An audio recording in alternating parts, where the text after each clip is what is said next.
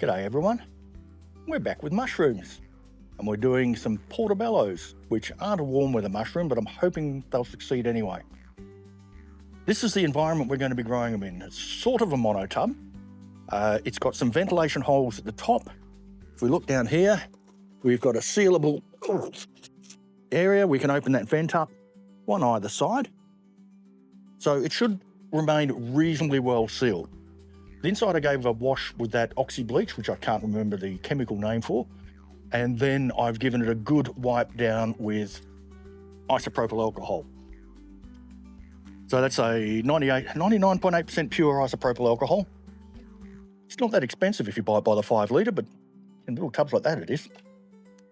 So in here, we've got 3 or 4 kilos of cow manure, which I've cooked, because we like cooking shit, don't we? Anyway, I've cooked it up in my pressure cooker for about 3 hours, but unfortunately, my pressure cooker isn't an industrial one. So it only goes to about 11 or 12 bar, which is about 122 degrees C, I think, from memory. And it's not quite hot enough to fully sterilise, but it does pasteurise.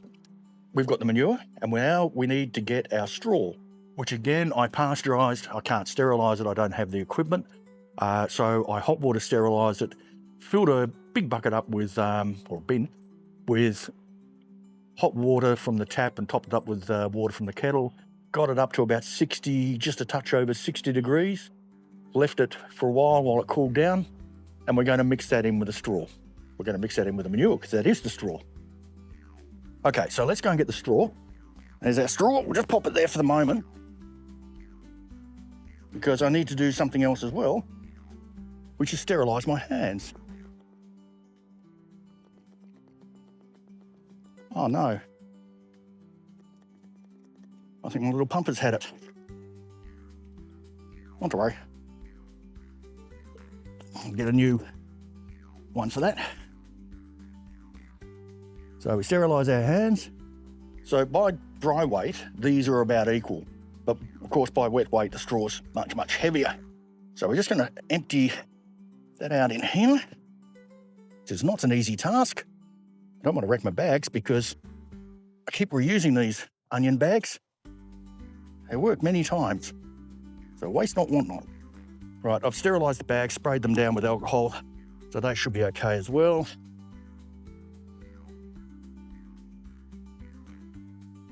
So this is our sugarcane mulch. There's a bed, probably a bit much. We'll get our manure out.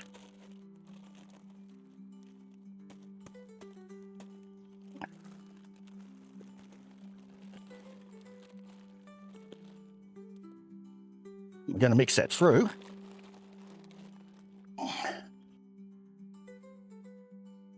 Now, what would have been nice is if this had a lip in front, but it doesn't. So we're just going to have to sort of mound it up. All right, we'll just sterilise that knife. Open our spawn up.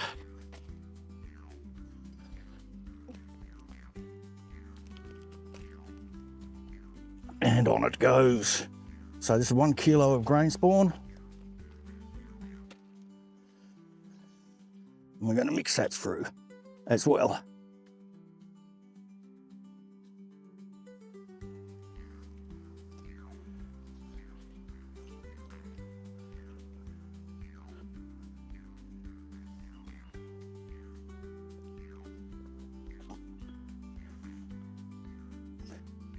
Now, our next step on this is going to be just letting it grow like this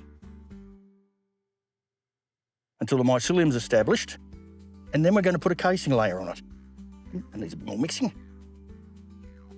The casing layer is just a 1 to 2 inch thick layer on top that will force it to pin.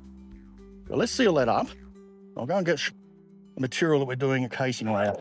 This is what we'll be using for our casing layer. It's just some peat moss I bought from the local hardware store. We'll sprinkle it over the top once it's established, and then we'll see how we go. All right, that's going to go into our mushroom tent on the floor. We'll come back and see how it goes. But if you've done these at home and you've managed to grow portobellos from grain spawn, let me know how you got on and any hints. Do you reckon this one's going to work? What have I done wrong? What have I done right? Have I done anything right? Let me know in the comments. And if you want to know how it turns out, remember, like, subscribe, hit that bell icon. Enjoy life. We'll catch you in the garden.